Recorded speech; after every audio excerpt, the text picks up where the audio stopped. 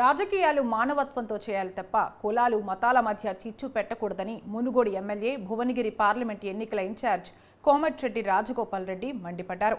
Parliament ఎన్నికల్లో భాగంగా పోచంపల్లిలో Congress party road show నిర్వహించింది.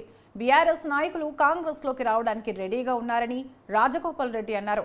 కవిత తీహార్ జైల్లో ఉందని తెలిపిన రాజగోపాల్ రెడ్డి కేసీఆర్, కేటీఆర్ కూడా త్వరలో జైలుకెళ్లడం ఖాయమని జోస్యం చెప్పారు. మహిళలకు, నా తమ్ముళ్లకు, రైతులకు ప్రతి ఒక్కరికి కూడా మేము మాటిస్తున్నాం. మేము ఐదుగురు అన్నదమ్ములం పంచ పాండవులాగా కంటికి రెప్పలాగా కాపాడుకుంటే ఈ ప్రాంతాన్ని అన్ని రకాలుగా అభివృద్ధి చేసే బాధ్యత నేను తీసుకుంటున్నా.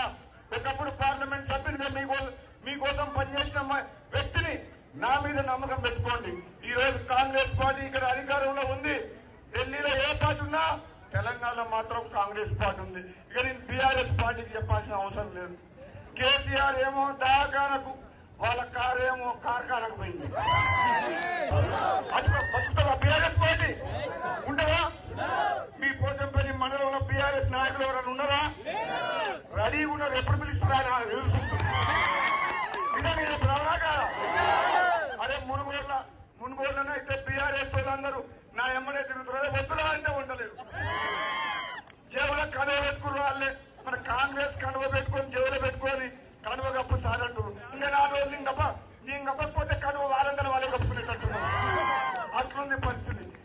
ఈ ఇతరుల ఆశీర్వాదంతో నన్ను పార్లమెంట్ పంపించండి.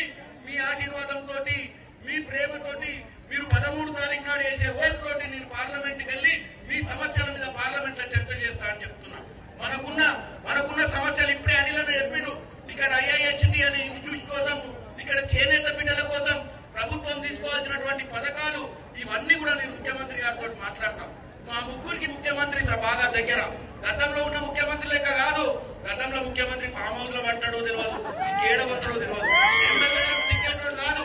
ఇప్పుడు మా అనిలను కలుసుకుంటే మొబైల్ ఫోన్ తీసి కొడితే డైరెక్ట్ ముఖ్యమంత్రితో మాట్లాడగలరు.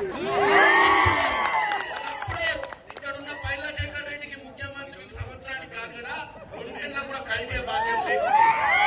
అనిలను కలుసుకున్నా, రాజగోపాలను కలుసుకున్న చిటికెళ్ళ ముఖ్యమంత్రి గారితో మాట్లాడతారు. నేను కూడా ముఖ్యమంత్రి గారితో రేపు ఎంపీ అయినాక మాట్లాడతా. ముఖ్యమంత్రి గారికి మా అన్నలకు సహకరిస్తూ వాళ్ళ అడుగుజాడల సేవా కార్యక్రమం చేస్తాను.